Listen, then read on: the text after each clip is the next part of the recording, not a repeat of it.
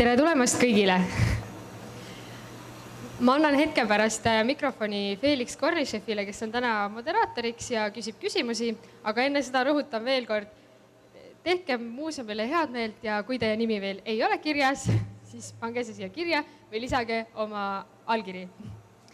Aga ma annan sõna meie muuseumi teadurile, kes juhatab sisse meie tänase esineja Robert Headlandi. Tere ka minu poolt. Ma teen sissejuhatuse inglise keeles. So welcome everybody, ladies and gentlemen, to the SEAPLANE Harbour. Today we have a very special guest for you from the UK. Mr. Robert Headland is an associate and researcher at the Scott Polar Research Institute at the University of Cambridge. And he also works as a guide in Antarctic and Arctic. And today he will speak about the history of Antarctic exploration. So please, very warm welcome.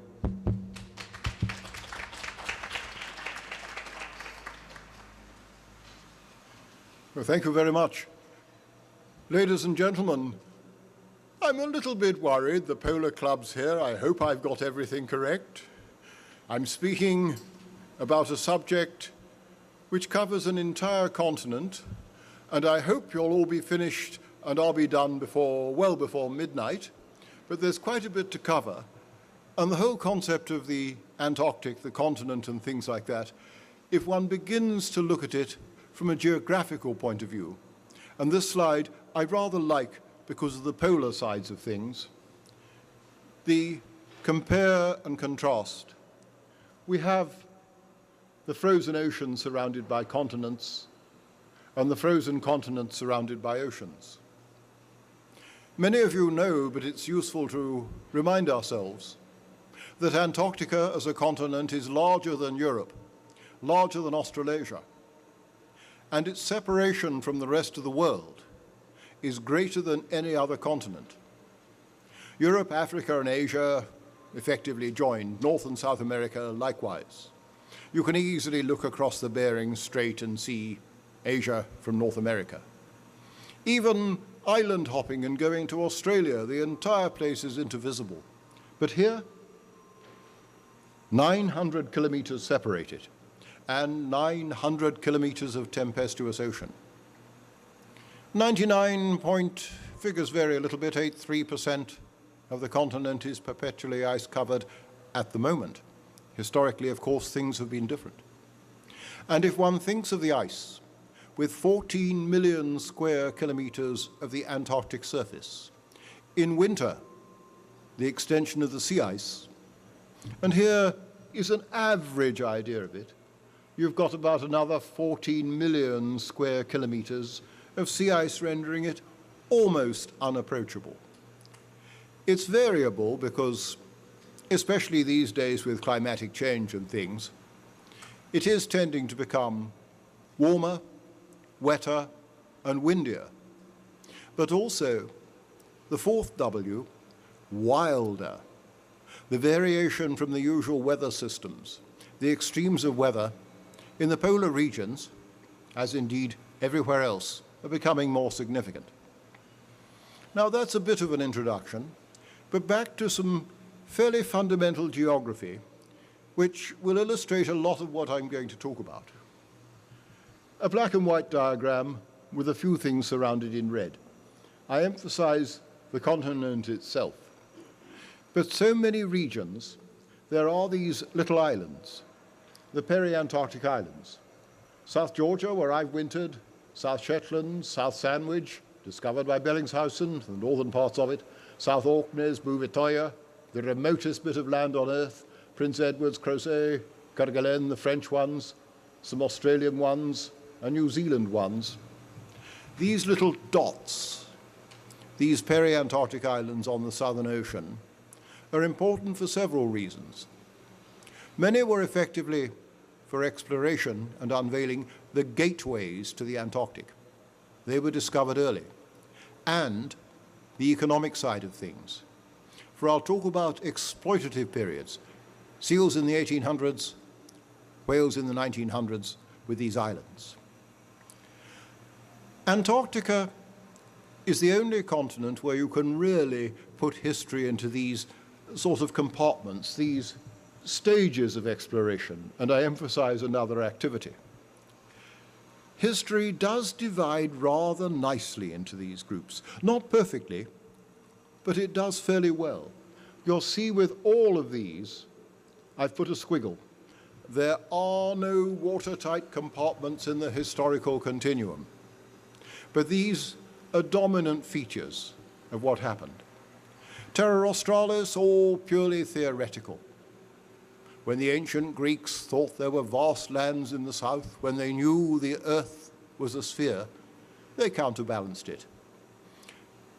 These huge maps, and one of them's on display in the museum here, were slowly reduced to almost nothing till real knowledge began. But in much of the 1800s, sealers were working.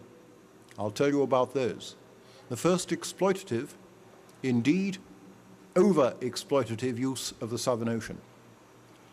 The end of that came with the heroic age. Scott, Shackleton, Mawson, Amundsen, Charcot, Drygalski, Nordenskiöld, Shackleton, and various others. And then the whalers and Norwegian dominance were there in a time of political problems until the Antarctic Treaty resolved and making effectively a continent for science. That's the structure of the lecture as how I'll try to give you an idea of unveiling of the Antarctic. So your really early Terra Australis, as ships, navigators, and explorers at the beginning, largely from Portugal and Spain, rounding Cape of Good Hope and Cape Horn, often with Dutch map makers and navigators and astronomers. The first published view of the Southern Cross.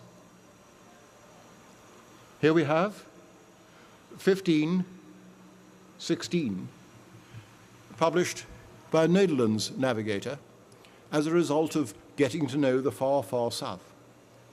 This map, which appears in the museum, a purely theoretical one. They thought there must be a southern continent. They're right, but not as much as there is. This huge landmass, this bit's Australia, and some of this is Antarctica, appeared on maps. Now steadily, as ships were going further south, some intentionally, others blown off course, they were sailing over these maps, and the early history of the unveiling of the Antarctic was these huge theoretical maps being wiped out and reduced as more and more ocean was found. There's a few interesting little points. Here's two of the peri-Antarctic islands in the far southern regions of the Indian Ocean. They came and went on maps. Here you have some of the early Dutch fleet on its way to Batavia, the three vessels, drawing them very accurately. Look, they have forest. This one was a volcano. Here, less active, but similar. Shortly after this, either volcanic eruptions or sealers firing the forest to get seals to the coast so they could take them, so changed the appearance of the islands, they were almost unrecognized. But by now, some of these little outposts were beginning to appear on maps. The end of the period really came with some real exploration. France and Britain were involved. Kerguelen, the fellow after whom the island Kerguelen is named, one of the larger peri-Antarctic islands, found it on a voyage of exploration and wrote a report that said what a bountiful and productive island it is, ready for France to settle. On being sent back by the king to arrange a settlement, he had to tell the truth. It was rather an unproductive, barren, desolate, very Antarctic island. As a result, he spent several years in prison. The other thing that brings this speculative period to a close is, of course, Captain Cook. He made 3 major voyages of exploration. Well, in a sense, I could say 2.5 voyages, because he was killed in Hawaii halfway through the 3rd one. But With his ships, he made the first crossings of the Antarctic Circle. Unfortunately, in places where the Antarctic went well south. If he'd have done it almost anywhere else, he would have reached the continent. His discovery of South Georgia was a major aspect, and the southern parts of the South Sandwich Islands. As well as the discoveries, in the case of South Georgia, it had been sighted before, but no detailed reports were there. But he described fur seals in abundance. His quotation for these discoveries was an interesting one. Knowing the Southern Ocean, finding the icebergs, he described it as lands doomed by nature to perpetual frigidness, never to feel the warmth of the sun's rays, whose horrid and savage aspect I have no words to describe. Not exactly a favorable point, although he did name South Georgia after the king. Here, and this happily appears in the museum display, we have one of the ships, and here is taking ice for fresh water. The ice story, if it is icebergs or old ice, and the brine has drained, if it's first-year ice, it'll do for washing. If it's 2 years old, it'll do for cooking. But if you want to make tea, it's best to have 3-year-old ice. And the natural history, here you let fly with a blunderbuss, and any birds that are on the surface are collected for the naturalists. Now, Cook's description of South Georgia, in particular, and the other places was excellent, and he reported the vast number of seals, fur seals and elephant seals on the island. That began this amazing period of over-exploitation, and in the sealing times, I've fairly accurate records of at least 1,500 sealers operating in the Southern Ocean and on the islands. First, they were interested in the fur seal. Here's some on South Georgia, king penguins in the background. There's a male, a beach master, a pup and a cow. They tend to have harems of about a dozen cows to each bull. They're rather pugnacious and territorial. They do make landing on the beaches decidedly lively, as their sharp jaws are about kneecap high, and a major profit could be made from them. The other aspect of the sealing industry was the elephant seals.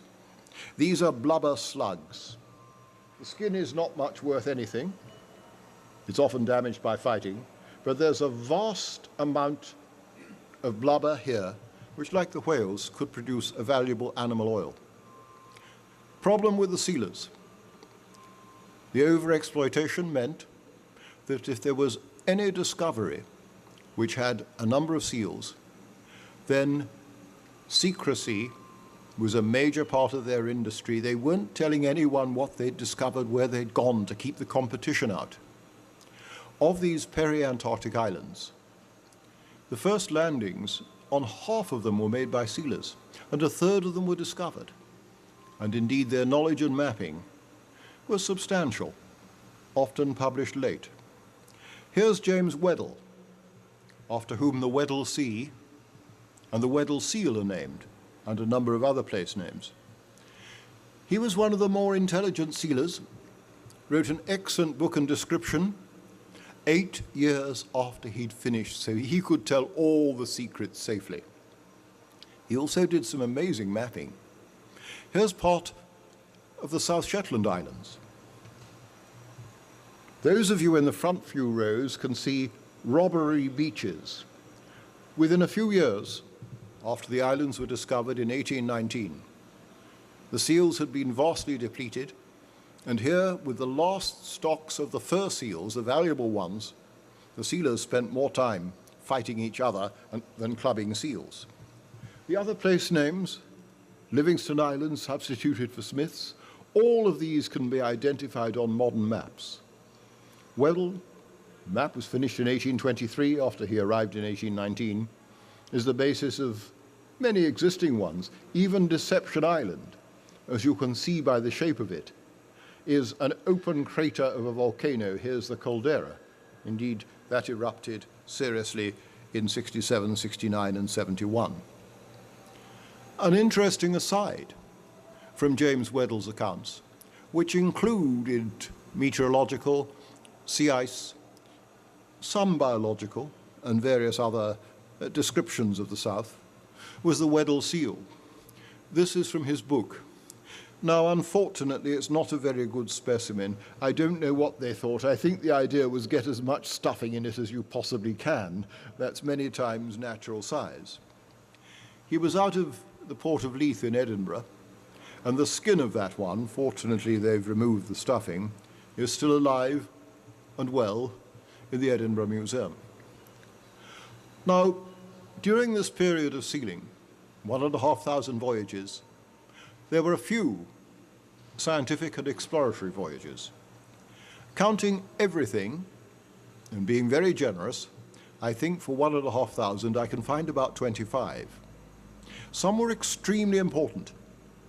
Now, those of you who have seen the displays in this museum will know a fellow who lived on Sarema and indeed in this city with Bellingshausen. And I need say little, for we have experts here and an excellent display, circumnavigating the Antarctic on a voyage comparable to that of Captain Cook, with two vessels, Vostok and Mirny, and here is a pen and ink sketch of them. Now, the dates and details of them sighting the ice cliffs on part of Dronningmord Land, nicely recorded in the diaries, and you can see the illustrations here. There have been arguments about the first sighting of the Antarctic continent. Sometimes the question of only ice cliffs, not rock and land, is raised. But with such a concentration of ice, one must count the ice cliffs. It's a solid mineral, and the greater part covered. So here is effectively the first sighting and record of this continent.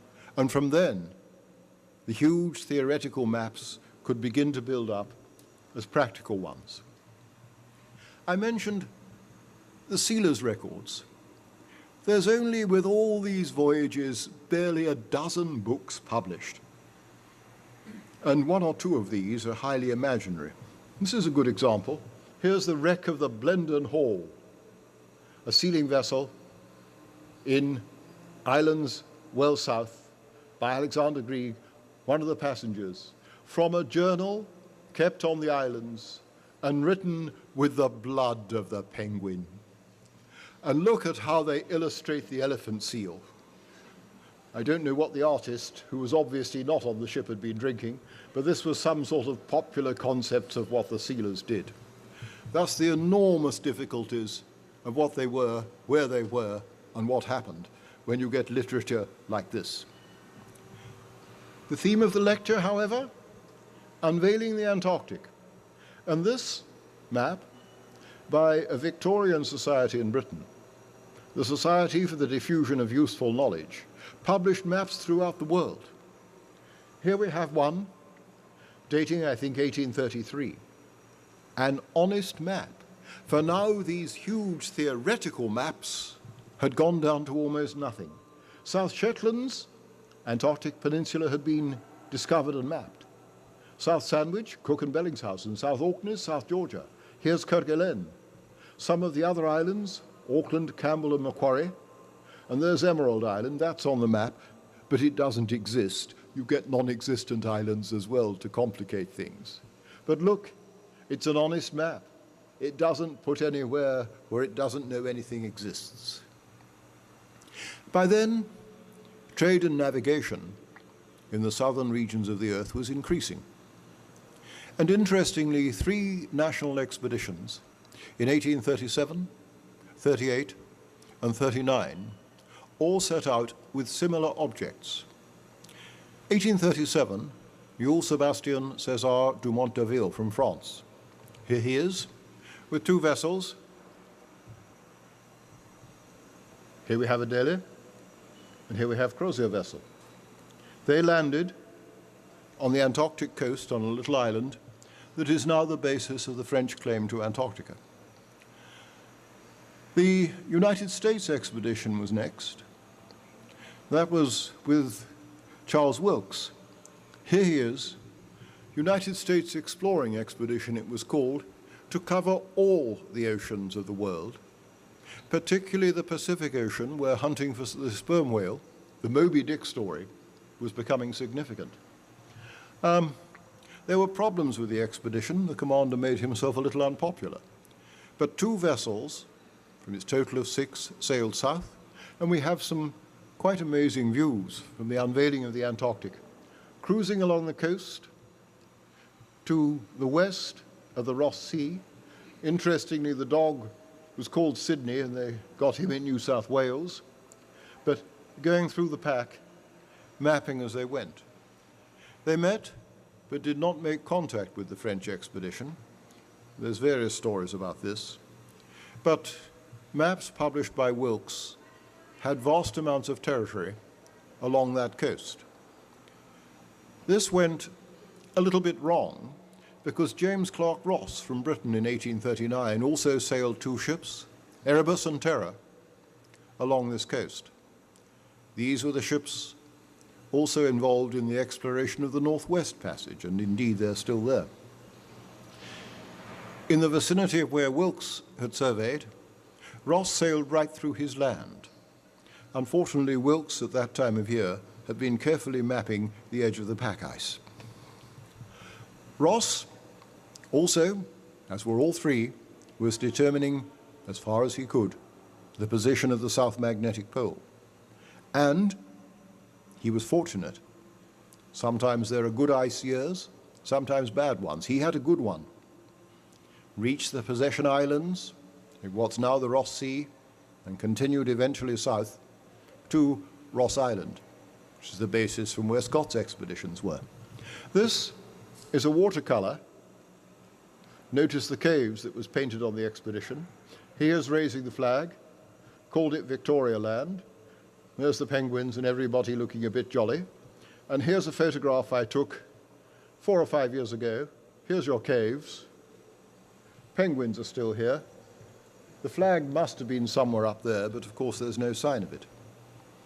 Continuing further south, Erebus and Terror, the ships found an island with volcanoes. Erebus is still active. I rather think the artist might have slightly over-dramatized this, but Erebus and Terror, 2 features of Ross Island, and away south. From there, he continued eastwards along the Great Ice Barrier, the Ross Ice Shelf, amazed at its size, and that was beyond where a ship could go. But from magnetic results of the 3 expeditions and observatories in Cape Town and Hobart, the position of the South Magnetic Pole, essential for navigation, was charted with a very high degree of accuracy for that day. And the theme, unveiling the Antarctic, look, Ross has been down here. There's the Great Ice Barrier. Here's Victoria Land. Here's where Ross sailed through a bit of Wilkes Land. Here's where Dumont d'Urville landed. And here's coast rapidly being revealed with a high degree of accuracy. John Biscoe and John Bellini had gone south here and found bits of land. Here's Bellingshausen's area, and here's the Antarctic Peninsula, and the area is slowly increasing. I suppose we've got a quarter of the continent shown there. The sealers were still active. So if you look at some of the illustrations they have, on Kerguelen, after the fur seals, from which the greatest profit could be made, were greatly reduced, then the sealers concentrated on elephant seals. Some even had to winter. Here we've got a sea elephant, the elephant seal. They've actually got a shanty here, and they wintered until ships could get back and pick them up in summer, trying to make a decreasing profit out of decreasing animals. The detective work I've done to try to get records of this involves all sorts of things. Here is a copper plate on a gravestone on South Georgia. It's not a gravestone, is it? It's a grave marker. It's metal, not a stone. But you have John Anderson, mate of the schooner Mary Jane of New York. He gives the detail of the captain's name, that he died aboard another ship that captain's name, and finally, on the end of anyone's grave, it says an honest man, a good thing to say. But here we know when and where 2 ships were on the island. And that's the sort of thing you've got to work out to understand where the sealers went and what effects they had on the Southern Ocean. A few other things. Here we have a lot of huge icebergs and one small ship drawn in the middle. Levant, Captain Mercator Cooper, 1853. Blown off course, but still looking for new sealing areas. Went south and blown south of the Bellini Islands and reached the coast of the Antarctic. Landed near Cape Adare. Now, by my count, with the sealers, that's the 5th landing on the Antarctic continent, and the records are incomplete. Interestingly, at this time, deposits of gold were found, first in Australia and then New Zealand, and emigration from Europe increased enormously. Ships were going out round the Cape of Good Hope and returning with the wind via Cape Horn. So many of them were going further and further south because the Great Circle route is the shortest way. You get some amazing accounts after the gold rushes of ships like this. George Thompson. Look what's about to land on her deck. And there she is going through difficult ice. This is from the Illustrated London News. It might be a little dramatized, but vast amounts of pack ice in the mid-1850s begun to affect the Southern Ocean. It was one of these times when a lot of ice broke out from somewhere, probably the Ross Ice Shelf. Same thing happened in 2000 with iceberg B15. Sealers were still around. You get amazing little sites like this on Ile Crozet. A hut, barrels and things like this, trying to winter to make this failing industry profitable as best you could. On Ile Kerguelen, the French ones, the Challenger expedition of 1852 gave details of the sealers who did not return. And that's, of course, a theme throughout this period of history. Of the scientific expeditions and comparisons to modern work, the International Polar Year, the 4th one was recently occurred. The International Geophysical Year was before it, but the first one was 1882-83. Many stations, or 12 stations in the Arctic, plans for several in the Antarctic, but only one actually occurred. A German station on South Georgia. 1 year of meteorological and magnetic work where the biology, the geophysics, tides and things like this were also investigated. I rather like this because there's some amazing things then and now you can see with it. There's the main part of the station. There was an astronomical observatory because in this time they were observing the transit of Venus, a biological observatory, and various other things. The biologists had a bit of a leftover hut which they covered with turf and peat. There's descriptions of the various birds. They did try to work on the rate of putting on weight by the king penguins. They had Jasper, Melchior, and Balthazar, 3 king penguins. 2 of them wouldn't move round, so they got wouldn't stay rather, so they got leather jackets. 1 wouldn't move round, so that was all right. But the experiment didn't advance knowledge all that much. But they did their best with biology and mapping and where the animals occurred. Bits and pieces of sealers still on some of the islands. Look, we're in the 1900s now. Agnes Donahue was on Gough Island from the 28th of September 1909 and left on the 4th of March 1910. And seal details are there as the industry was dying out. And still to these days, on South Georgia, you can find the remains of these tripods. On most of the other islands too, where the elephant seal blubber was boiled out to produce the oil. These seals obviously have no idea what these were used for 120 years ago. At Grytviken, on South Georgia, I took a rubbing of some of them, tracing paper and carbon paper, and you could find Johnson and Son, Wapping Docks, London. Sadly, when I got back to Britain, I found they're not in the telephone directory. Years ago, when I had a black beard, going round South Georgia, some of the hearths and sealers' remains, there's where they were living. There's a sleeping platform here. There's a colleague with me. So much of the knowledge of these places came from this industry. Indeed, the best way to illustrate this, from the point of view of unveiling the Antarctic, is a long graph, a long table, that many of you might not easily see. But the important thing is, here are the peri-Antarctic islands, and indeed here is Antarctica. The date they were discovered is here, the date of the first landing and the date of the first sealers. And if you look where it is in dark blue, you might not see the dates, but you can see the comparisons. So many of them. The sealers were responsible for so much discovery, a knowledge of the Antarctic, purely because they thought the seals were becoming rare, they'd moved away, whereas in fact they were becoming extinct, and they were always looking for new sealing grounds. Now, ladies and gentlemen, the sealing, the last voyage continued and left the coasts. It was New England in 1922, but it was a minor thing. Then came this amazing period, what I've called continental penetration, often, and quite reasonably, known as the heroic age.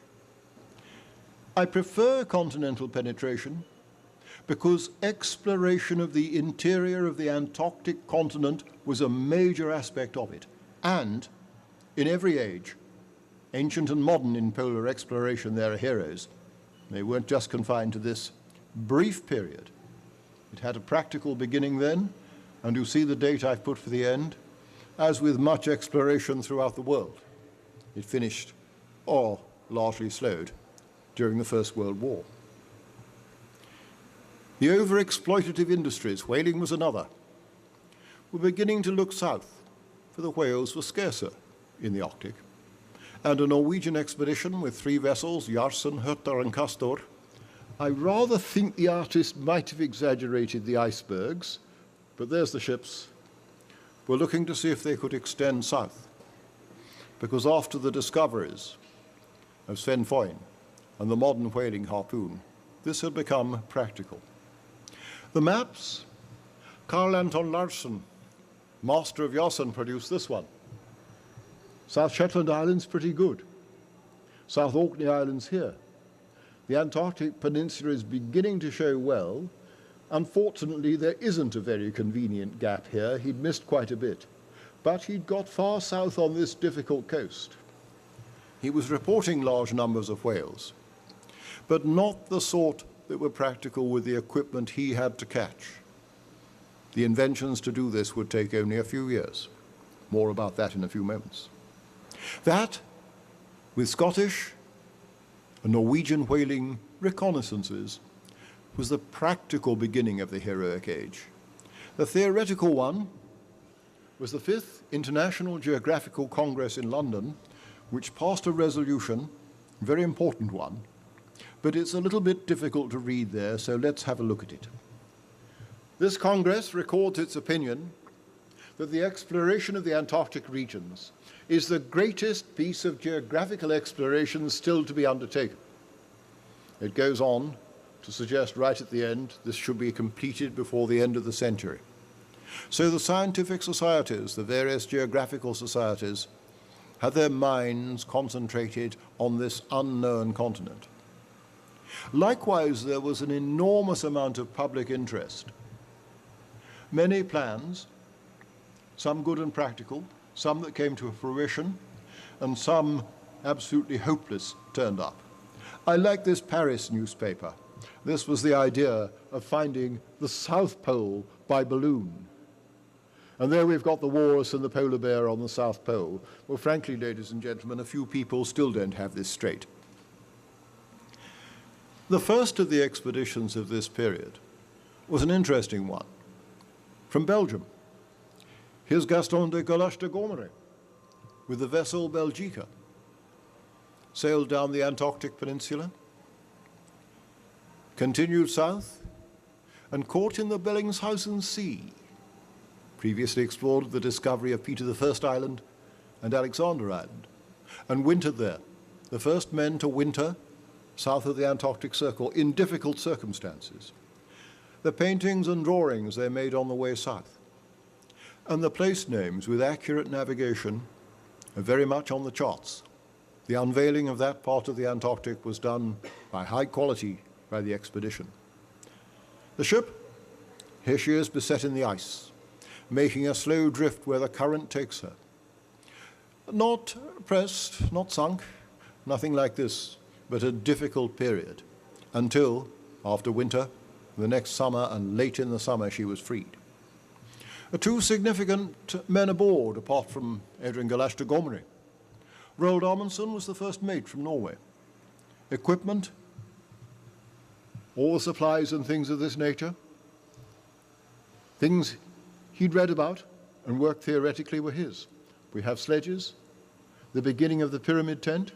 Of course, things like this are a Norwegian specialty. And there's the ship. He was learning the theory and practice. Indeed, even ski. Some of the earliest use of ski in that continent came from there. The other fellow who was aboard was Frederick Albert Cook. Amundsen knew him well, and in 1908 he was one of the claimants to have reached the North Pole. Now, having mentioned the North Pole and the heroic age, let me add that in roughly the same dates, there were 17 separate expeditions, all attempting to reach the North Pole. 2 of them claimed success. The chances that they did so are very small, and the probability that they knew they hadn't is very large. But bear in mind there was a similar rush on the North Pole as there was to the South Pole. But back to the Antarctic. Carsten Egeberg Borchgrevink. He was on one of the Norwegian whaling reconnaissances as an assistant to the leader. They parted company, not very happily. But with a prominent newspaper proprietor in Britain, he led a private expedition aboard a ship, the Southern Cross, which in 1899 made the first winter in the Antarctic. Look at this image of him and look what he's holding. In those days, they weren't entirely sure whether or not there were polar bears in the Antarctic. Best be prepared, just in case. Now, with all expeditions, ancient and modern, where you want to go and where you can go, man proposes, God disposes, can be different. He wasn't able to get that far south. And here is Cape Adare, just to the north, the edge of the continent, and all the currents and winds going round it. You're not protected, for just to the south is the Ross Sea, leading to the Ross Ice Shelf. That's about 2 kilometers, that's another 2 kilometers, and there's about 2 kilometers. Just a little triangle, full of Adelie penguins. That's why it's a slightly pink color. They eat krill. He had to place his huts here, and 10 men wintered. Here's one of the photographs taken with Southern Cross, but it must have been a publicity photograph, for nobody would put a flag that big up at an Antarctic station, because the first blizzard it would just be little bits and pieces. But he was working for a newspaper. And the huts, built of Norwegian log cabin construction, are still there, maintained by the New Zealand Antarctic Heritage Trust. They were strongly built, and you can say the Antarctic is the only continent where the first habitations of man still remain. Now back to my subject, unveiling. Here's another map. So what do we have? The coasts, the Ross Ice Shelf, indications going inland, the area around here, back to the Wilkes and de Monteville area, some of the sealers finding more and more areas. We've had, I'll show you in a moment, Scottish expedition down here, and further extension here for Alexander Island, and Peter I Island is now appearing on maps, getting to look a little more like what it ought to. Coordination among scientific expeditions was also improving. After all, it was expensive and worthwhile combining efforts. In 1901, 3 expeditions from Sweden, Germany, and Britain all set out with the idea of going to different places on the continent, as you can see, and doing the same and comparable observations. Geomagnetics was important, meteorology and other things, they were all coordinated. They all had vastly different fates. Here we have Gauss of the German expedition, specially built for the occasion, tried to go south in the Indian Ocean, caught in the pack ice, couldn't penetrate it, stuck about 80 kilometers offshore. They could see inland, for they had some of the latest modern technology, a hydrogen balloon to go high and look into the distance. Gaussberg, an extinct volcano, they saw. But they could not survey and could not do safely any work on the continent. The ship was moving and drifting. If an exploration party left it to survey the coast, the ship would not be where they left it to get back. So they made forays, a week or so, and the magnetic data was excellent, despite the moving observatory. The Swedes, Otto Nordenskiöld from Göteborg, aboard the ship Antarctic, with the commander who later became a famous whaler. Here he is, and one of the paintings on Snow Hill Island, a little hut was established where 6 men wintered in 1902. The ship then sailed north to Tierra del Fuego, Falkland Islands, South Georgia, and late in 1902 went to pick up the 6 men. Everything went wrong. They'd landed a party to sledge south and suggest they come north. They got caught trying to cross water that was impassable, so they returned to a place, Hope Bay, reasonably named. The ship then sailed further east to sail south and reach Snow Hill Island, and as you can see was trapped and sank. 22 men aboard, and they had to winter. And there were still 6 men remaining who didn't know what had happened. There were rescue attempts by Charcot from France, Bruce from Scotland, and Almirante Rissa from Argentina. They all knew where the base was because of the news from the ship during the winter. And there was this day of wonders, 8th of November, 1903, when the base was reached. The men from Hope Bay had reached there, and late that night, the sledge dogs started howling, and a boat party from the shipwrecked crew on Paulet Island all arrived. That one had a surprisingly happy ending. The third was the British expedition led by Captain Scott, and this is a postcard. Ladies and gentlemen, as I've said more than once, we'll never get rid of this idea, will we? Specially equipped with a combination of the Royal Society and the Royal Geographical Society, aboard a ship built for the occasion. One of those aboard was the artist, Edward Wilson, and some things, like the parhelia and the optical effects, an artist can often show better than a photographer. Ship penetrated south. Here's the compliment. Among the men is Captain Scott, Edward Wilson, the artist, and Ernest Shackleton. As you can see by what they're wearing, the majority were Royal Navy. Here we have Merchant Navy and a civilian. The ship had left New Zealand, reached the Ross Ice Barrier. These, by the way, are carcasses of New Zealand mutton frozen in the rigging. That's the best place for freezing them.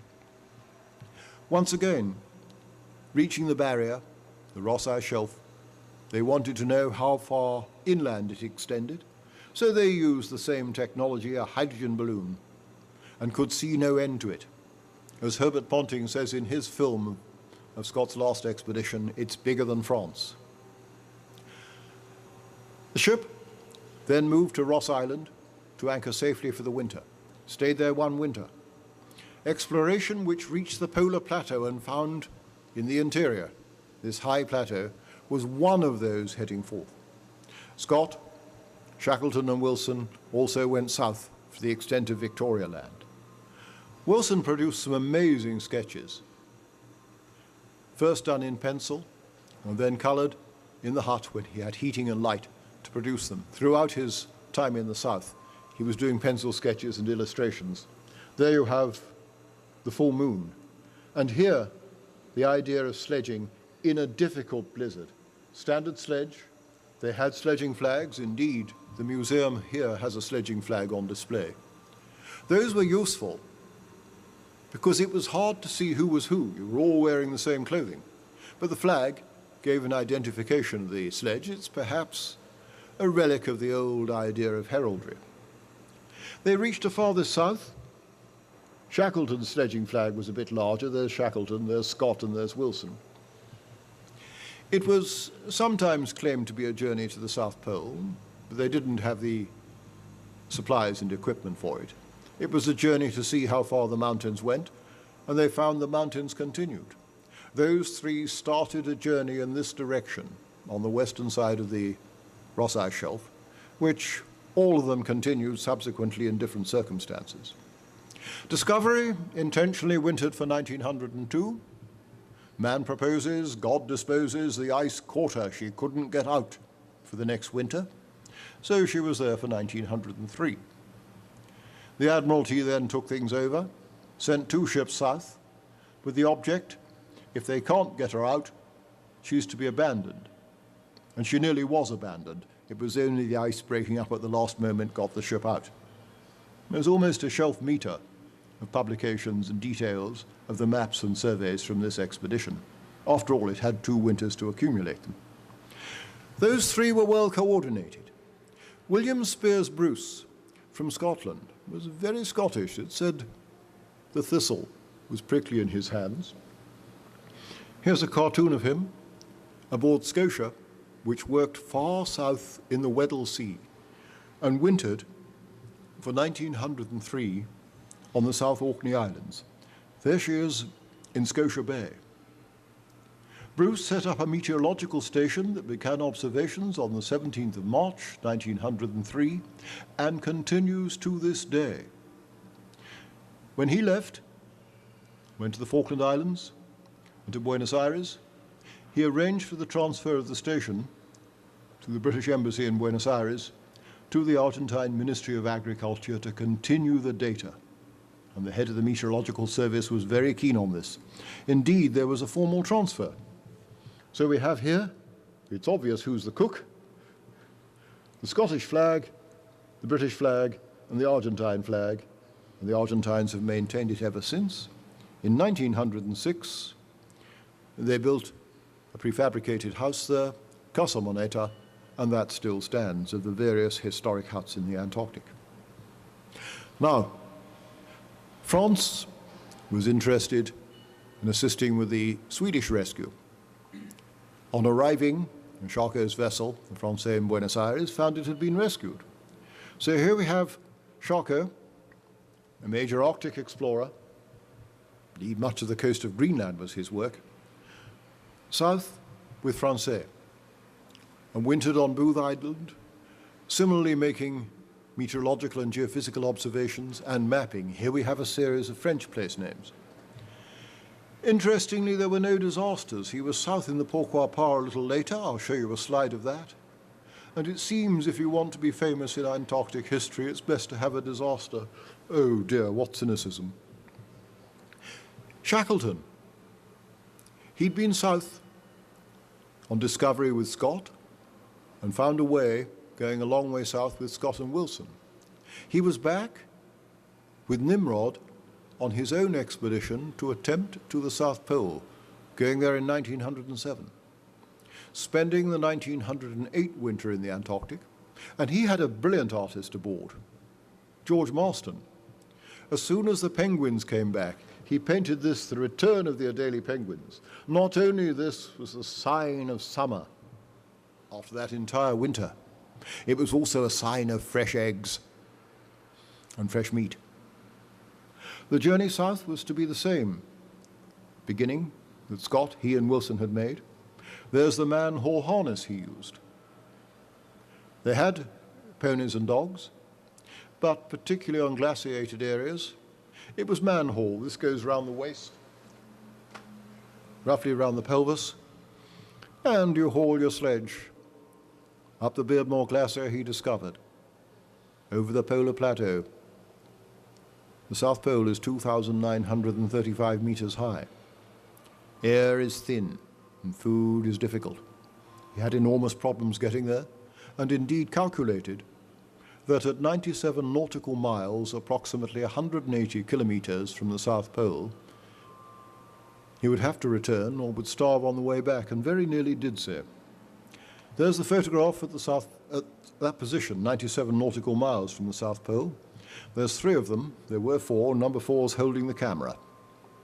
Weather was severe the next day, and there's a picture of the tent after they'd returned to it before heading back, suffering from incipient scurvy and starvation.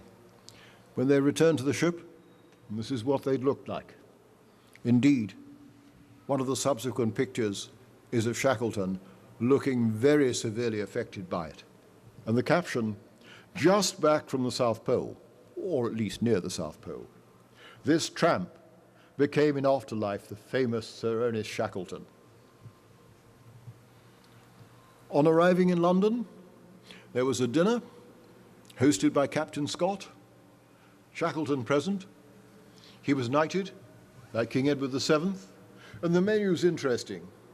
The soup was to be seaweed, but it became spinach. The fish, Scott rather than Scotch salmon. We have hindquarters of lamb rather than sledge dogs. Moss lichen was cabbage, and seal's eggs. I'm not sure about the jellyfish. But enormous publicity of it to get so far into the interior. The cartoonists had funny ideas. Oh well, here's another polar bear in an Antarctic lecture, ladies and gentlemen. He didn't quite get the South Pole, and he's in a very formal uniform. The sword could be useful. There's the bears.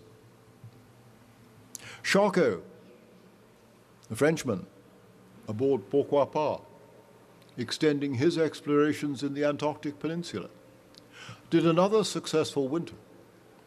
This was 1909. No disasters, little known, but all his place names. Now, an aspect which all of you will have seen in this museum, with an excellent display, is called the race for the pole. I'm not entirely happy about that. I'll explain why and justify myself.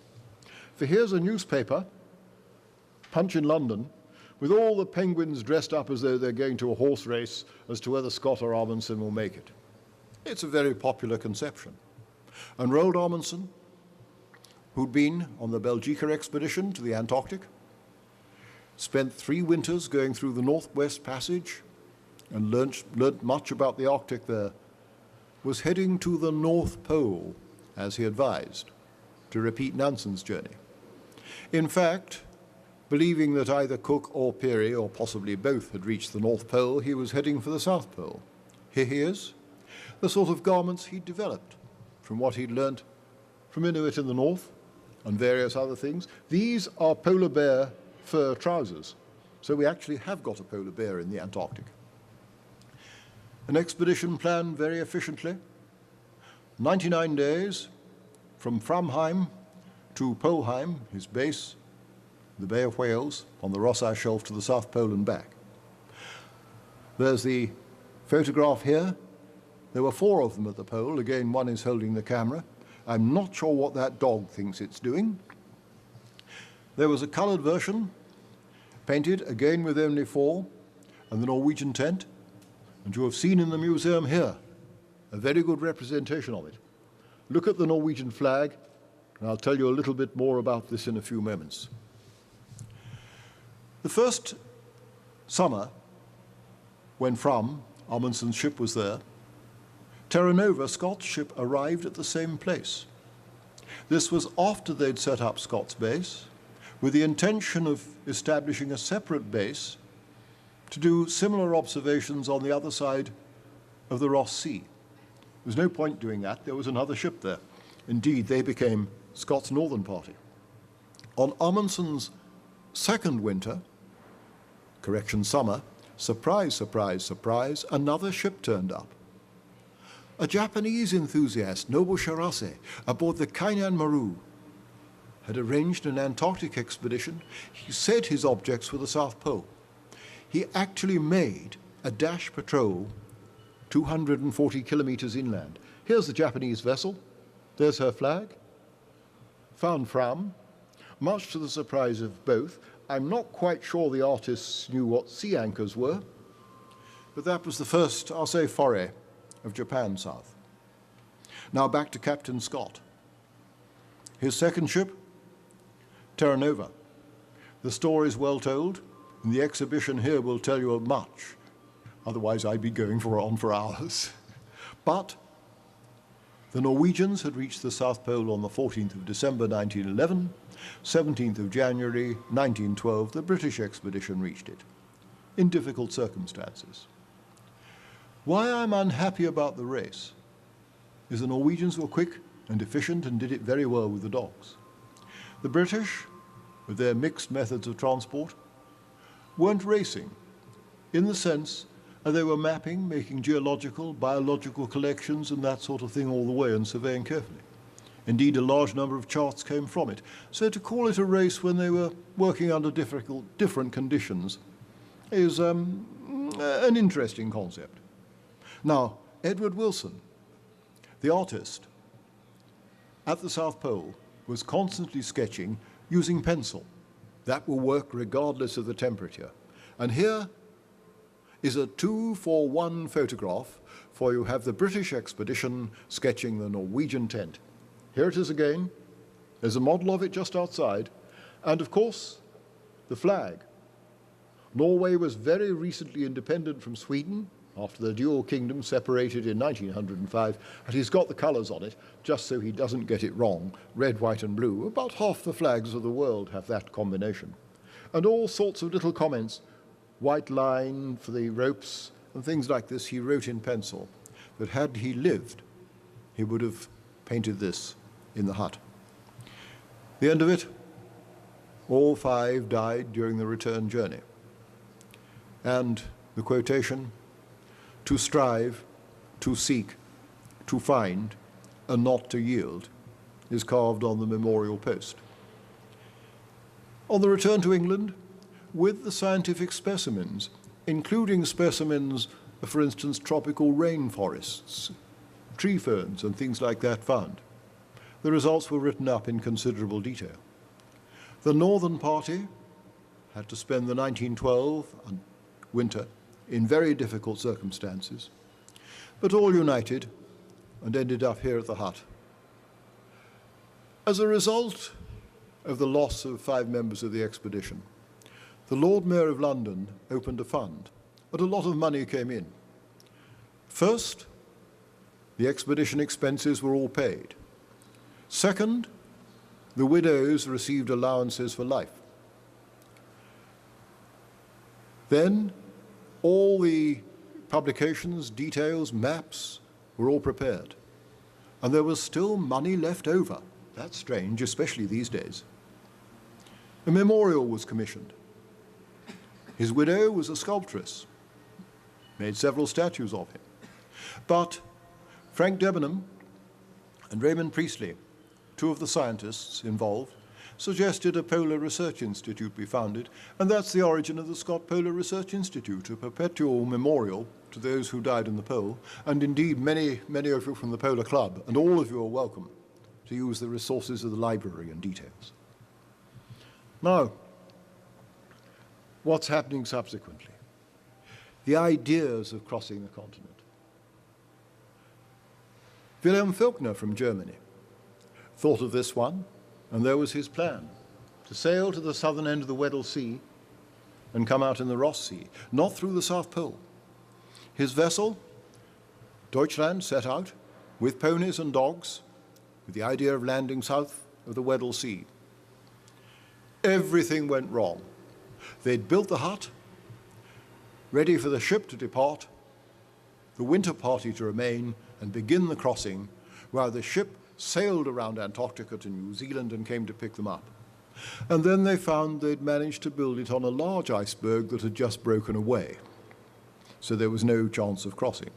Everything back on the ship sailing north, caught in the ice, had to winter in the pack ice of the Weddell Sea, fortunately further east than Shackleton's ship. She wasn't crushed and got out to South Georgia. The other aspect then, one of Shackleton's geologists was Douglas Mawson, here he is, and led an Australasian expedition, a very comprehensive one which explains so much of Australian interest in the Antarctic. It was to have 3 stations on the continent and 1 on Macquarie Island. Man proposes, God disposes, it couldn't do that. It ended up with 2 on the continent, here they're being built, and 1 on Macquarie Island. And this new bit of technology, wireless, radio communications, 1913 he could speak to Australia from the Antarctic, admittedly by Morse code, and technology is catching up. He also tried to take a heavier-than-air aircraft down, tested it in Adelaide in Australia and knocked its wings off, so it really wasn't a lot of use. But the aerial age is soon coming. The Shackleton side, which really brings this particular bit of unveiling the Antarctic to an end, started with his prospectus. You may all know the Shackleton story, where he wanted a ship like Faulkner had, southern end of the Weddell Sea, to cross to the pole, then to continue to the Ross Sea with a party waiting there. Hugh Robert Mill was given a copy of this prospectus for the expedition. The ice caught the ship. They couldn't land in the Weddell Sea. They drifted, and finally the ice pressure crushed endurance. There's Frank Wild standing near the wreck. All they could do was take to 3 small lifeboats.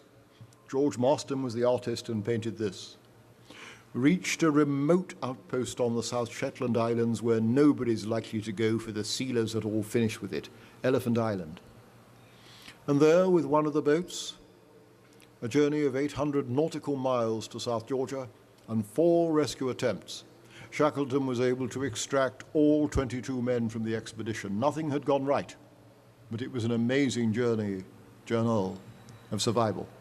And as soon as they arrived in Chile, the local newspaper had headlines like this: Yelcho was the Chileno ship that has extracted them. Incredible enthusiasm. It was 1916, September the 7th. The rest of the world had the First World War going on, so little was said about it, but this amazing survival. The Ross Sea was not so lucky. Their ship, Aurora, was caught in the ice, badly damaged, eventually reached New Zealand. 10 men remained ashore. They laved the depots, but only 7 of them survived. Now, ladies and gentlemen,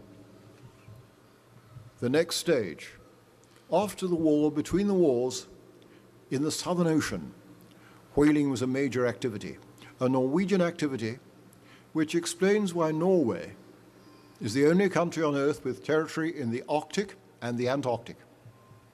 Jason was first south with Larsen, but wrong sort of whales, not working very well. Soon things were perfected, and in 1904, a whaling station at Grytviken, a small industrial settlement, was established.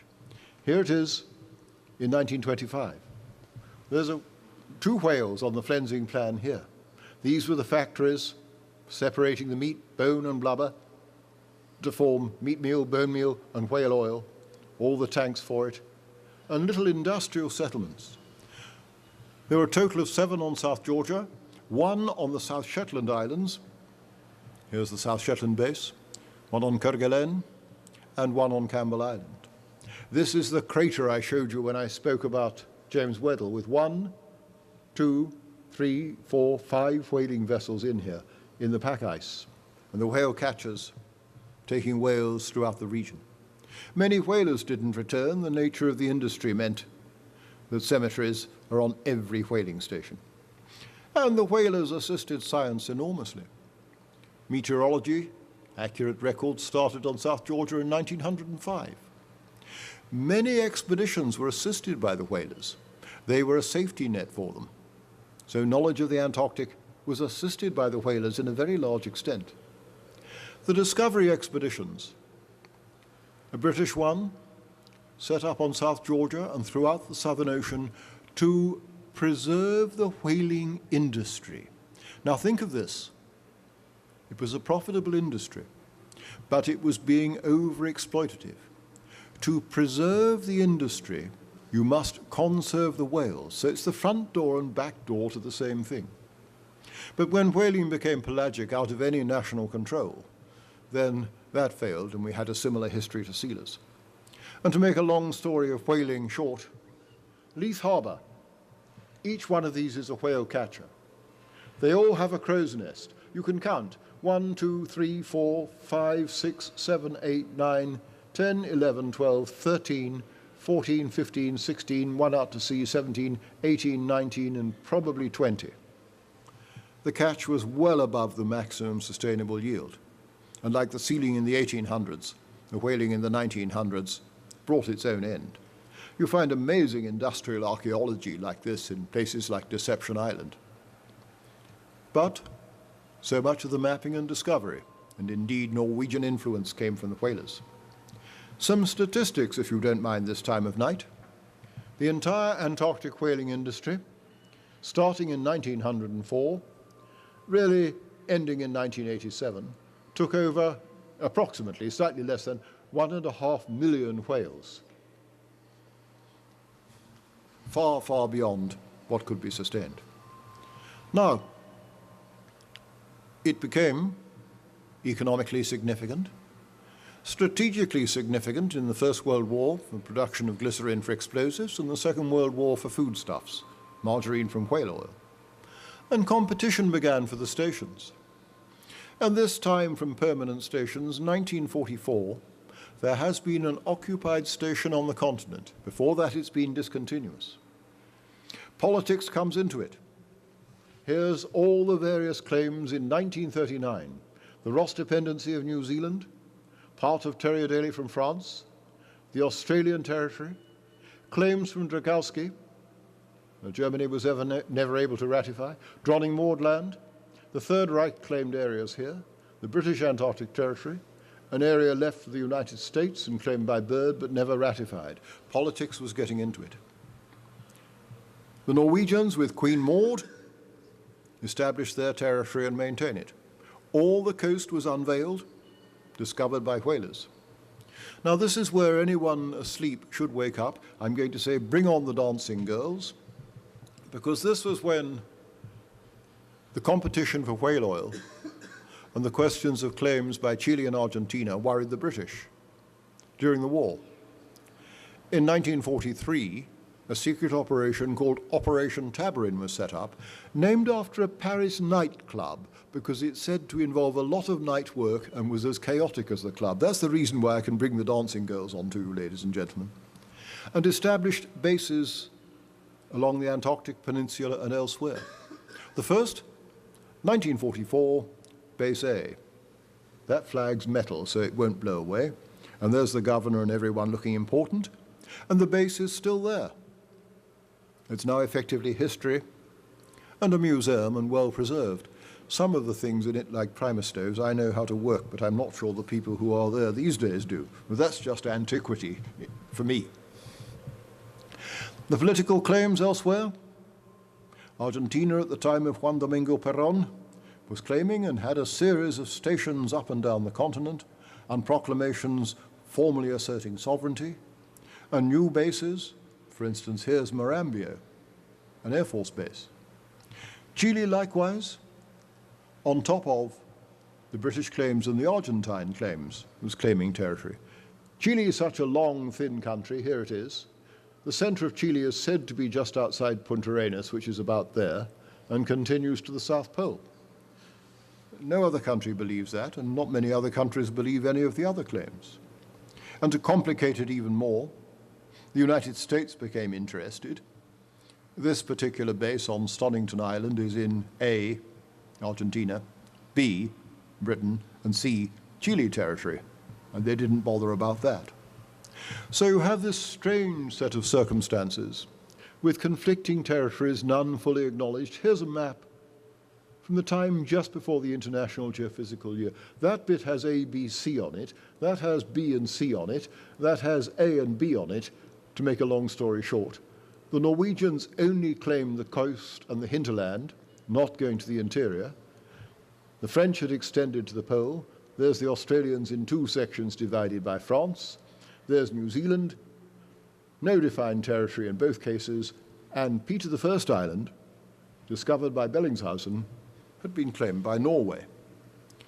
Quite a fuss. The International Geophysical Year, with 12 countries cooperating, 1957-58, helped enormously with that. And here's a cartoon from Punch. The scientists could cooperate more effectively than the politicians. For here you have the Soviet Union, something like a prison camp and rather organizing the penguins. Here you have the United States teaching them baseball, which is just about as likely as organizing them. And here's the British questioning as whether it was Shakespeare, Marlowe, or Bacon wrote the plays. The politics were confused.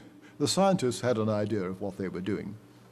And indeed, in 1959, as a result of the scientific cooperation, the 14 articles of the Antarctic Treaty were drafted by the 12 countries who'd had stations there.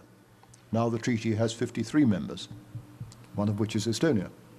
United States had a huge station established in 1955. Not only did McMurdo do its own research, it also supported a station at the South Pole, quite rightly called Amundsen Scott. Now here's an old picture of it. Outside you have a new picture because it's been rebuilt. But the old geodetic dome, it looks too good to get the new picture, the old picture. Keep the old picture, the new one looks a little bit like a modern station. Soviet Union was also very interested. Fortunately, there is a South Geomagnetic Pole, and their station, Vostok, was established there from a scientific point of view. That's a very useful location, and indeed so much of the work and drilling of this subglacial lake, Lake Vostok, came from there. Politics and science got mixed. Various different countries turned up in the south. DDR, East Germany, there's some philatelic items for them, worked well and had a good station operating with Soviet support. The Chinese came in, establishing a station enormously. Among other things, they released 500 doves of peace to celebrate the opening, and the skuas came in and enjoyed a vast amount of dinner. The New Zealanders had a station as a result of the Commonwealth Transantarctic Expedition. And if you walk from United States McMurdo Station, you'll find this sign, "Welcome to Scott Base, capital of the Ross Dependency." Population, they changed that. So you've got information, ladies and gentlemen's lavatory, telephone, petrol, cups of tea, all these things. This wretched bird that eats cars, and the opossum, with a great deal of humor on that one. And here's the little station. You turn round, and a slightly different character, you're welcomed very formally to McMurdo Station. But the two have cooperated very well. At McMurdo Station, there are the 12 flags of the original Antarctic Treaty countries. They haven't quite got the 53 going. But this worked reasonably, still does. The Antarctic Treaty was signed to last indefinitely. But exploitation of the Southern Ocean was reaching another period. Krill and fish, and the various regulations came for them. These are effectively working. They're not perfect, but with the sealers over-exploiting in the 1800s, whalers in the 1900s, krill or fish or squid, everything either eats krill or fish or squid. It seems this is going reasonably well. There's your krill. But other changes. Now remember, I've worked lecturing on ships with the tourist industry. Huge changes in 1991. In this audience, you all know when that's being unscrewed, taken onto the deck, and shortly afterwards thrown into the sea, that quite a lot of ships became available. There's the captain looking at the history, and things like passenger access. And the vessels with these changes meant a lot more people have seen it, cast opinions and given opinions, and a lot more people have come to know the continent. These days, with the aspect of unveiling in the modern period, here we have Lake Vostok, underneath Vostok Station, geothermally heated, a huge lake under there. What's there? The biology of it, the sediments, the cores, and this is the modern side of things. What's under the ice? What needs to be unveiled there? Now, ladies and gentlemen, I've given you an enormous amount of material. I think I'd like to sum it up by giving these stages again, because this simplifies things and is the clue of the various stages of the history of Antarctica and other activities, and unveiling the continent. Here's the continent again. I emphasize, still in its ice age, still the most isolated continent. The treaties and things are good for protecting it, but the weather and the ice are probably more powerful. Thank you, ladies and gentlemen.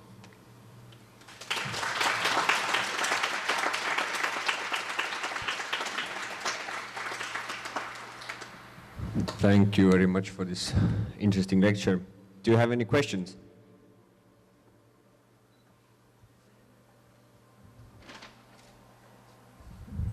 NASA has recently said that the ice around Antarctica is actually in the process of expanding. What is the current thinking about that? Question of ice around the Antarctic. There's been measurements for many years, and the amount of pack ice surrounding the continent has been increasing, responding to climatic change, which isn't only global warming. The statistics for this are fascinating. For the cover of pack ice in the Arctic is considerably decreasing. I can give an explanation for this, but I've just looked at my watch and realized I've detained you a little longer as I was speaking slightly more slowly and carefully than I thought. But these observations, with modern satellite and remote sensing technology, have a high degree of accuracy compared to all the previous types of observations with the whaling fleet and edges of the ice. It's only recent that satellites have allowed us to determine this, and there's much happening. Any other questions? I have a question.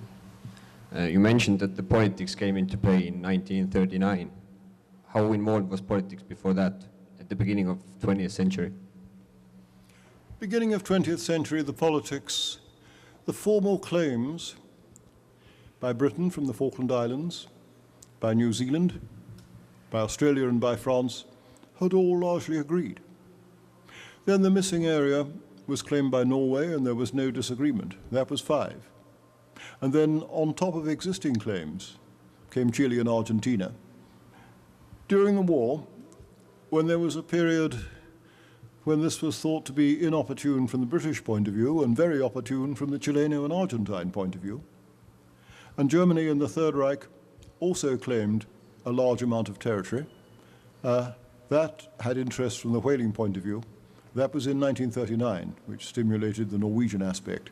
So it wasn't too much trouble before 1939, even on the islands.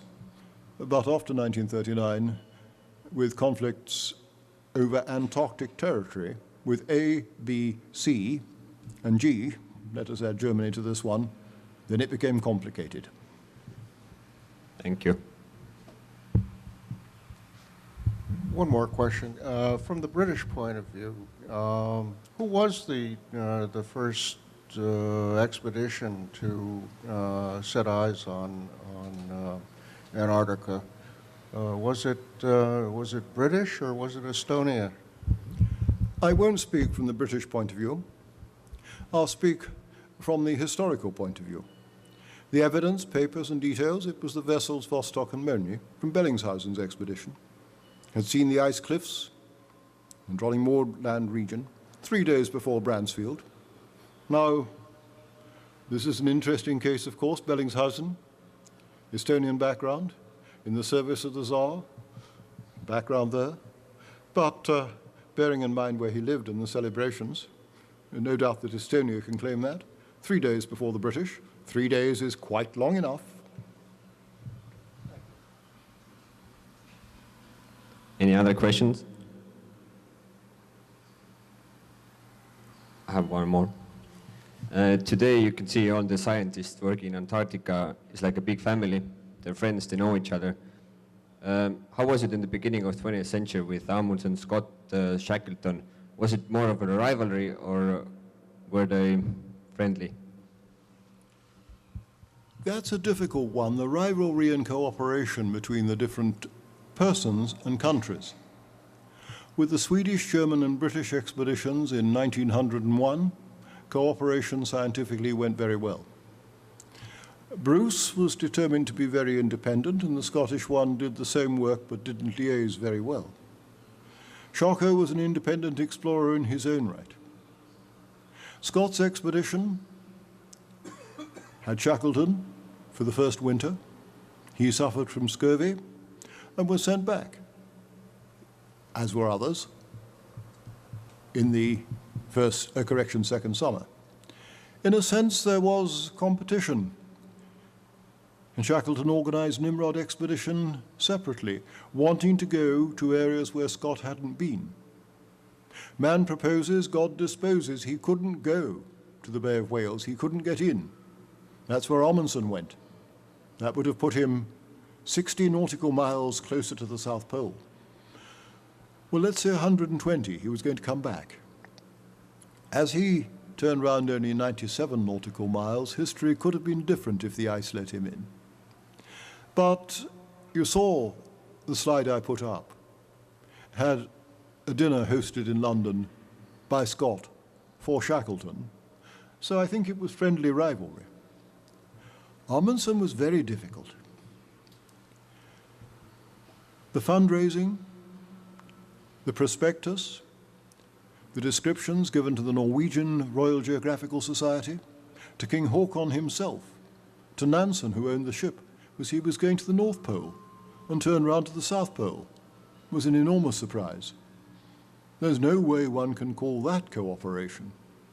The thing I like about the two expeditions, Amundsen arriving 14th of December 1911, Scott 17th of January 1912, they both confirmed the results. One reaching the South Pole was backed up by the other. They'd supported each other rather than the terrible mess about the North Pole. But that was just coincidence, not cooperation. I hope that answer helps. Thank you. Do we have more questions from the audience?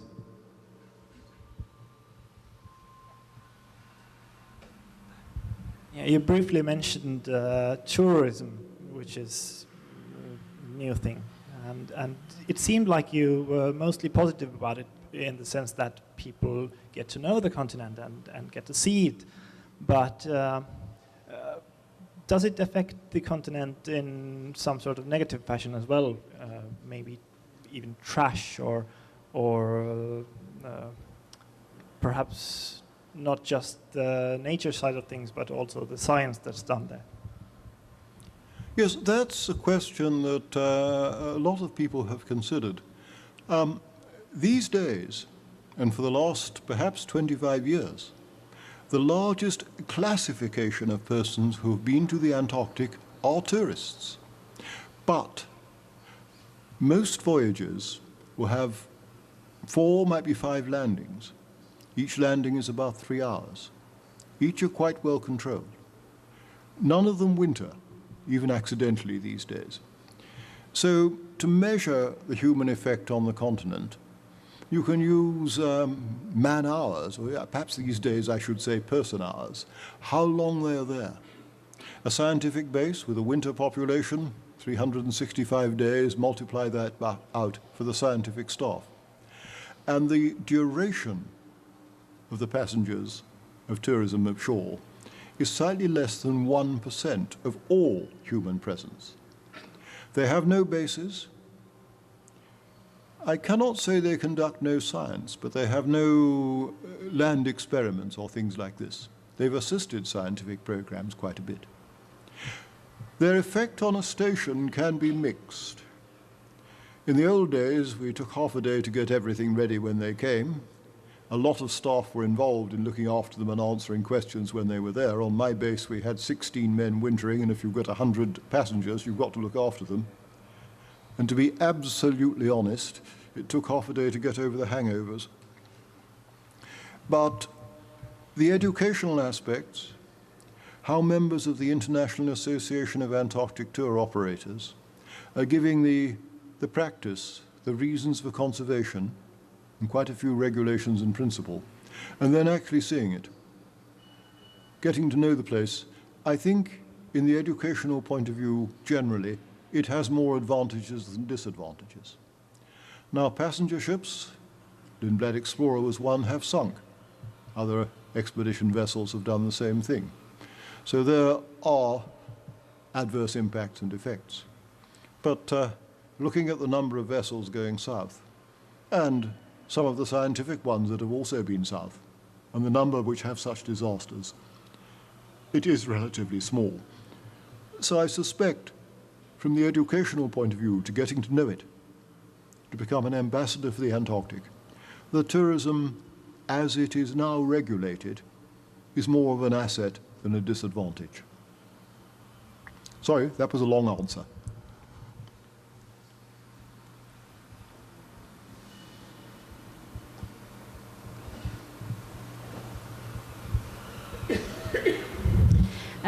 When you talked about the earlier age of exploration and this heroic age, it all seemed so difficult, and there really were those hardships to be overcome. However, nowadays technology seems to have minimized everything. Is there still any danger in the exploration, or are we just doing business as usual there? I'd speak a little bit personally from this point of view. You're still in a remote area. Medical facilities and so forth are far less, but clothing, equipment, safety in this has vastly improved. Accidents like ending up in a crevasse, which I did not all that long ago, are still practicable. In the small stations, and bear in mind that it's bigger than Europe and has a winter population of about 1,000, then the medical example, medical tests and that before you go south are critical. There still are accidents. Fire is a major problem south. Only 3 years ago, a Brazilian station entirely burnt and 3 men died. So these aspects remain, but they are common to much of the rest of the world. All right, it's different in the Antarctic. You can't squirt water on a fire when it's a solid and there's a serious wind blowing. The respect for those with the early equipment. Wooden ships, they had disadvantages, but they had the advantage. They could resist the pressure of ice, whereas iron ships at that time couldn't. All the technology has done so much for us here and there. But yes, it's less adventurous. Far more people come back.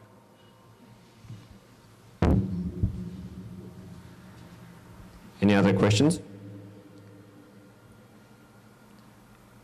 I have a question about tourism. How easy is it to get there for normal people like us? The tourism, well, I find it easy because I lecture, but that's unfair. It depends very much on what you're keen and what you want to see. Some of the best examples on some of the islands, I'll emphasize South Georgia, South Shetland Islands and Antarctic Peninsula. There are voyages, it's expensive, but only a few weeks, leaving Ushuaia, southern end of Argentina, fairly regularly during the summer. So it is the usual question of time and money, not only the cost of the voyage, but the cost of getting to the other end of Argentina. And the industry has been established and going for quite a while.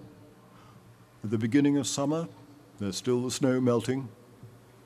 Penguins and seals are coming ashore to lay eggs or pup. Later in the year, of course, you've got the hatchlings and the cubs, the pups. End of year, you begin to get the freeze up.